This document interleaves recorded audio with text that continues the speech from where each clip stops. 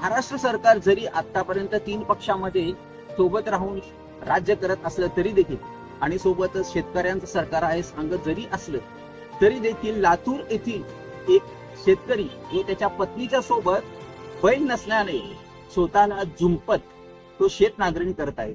असे विदारक दृश्य हे फक्त महाराष्ट्रातच दिसू शकते आणि याचीच प्रतिती म्हणून काय की आता महाराष्ट्रामध्ये अनेक लोक हे त्या अंबादास पवार याला बैल देत आहेत. त्यामध्ये शिंदे गटाचे संजय गायकवाड यांनी देखील त्यांना बैलांची जोडी करून दिली असो, सोबतच सिने अभिनेते सोनू सूद यांनी देखील बैलाची जोडी त्यांना पुरवलेली आहे.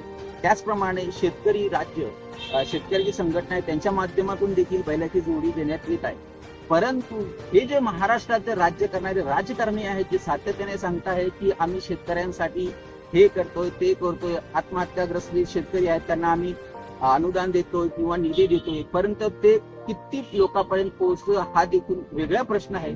परंतु सध्या तरी या महाराष्ट्रामध्ये एक जोडपं जे स्वतः बैल बनून नांगरणी करत आहे हे एक अत्यंत विदारक दृश्य आहे.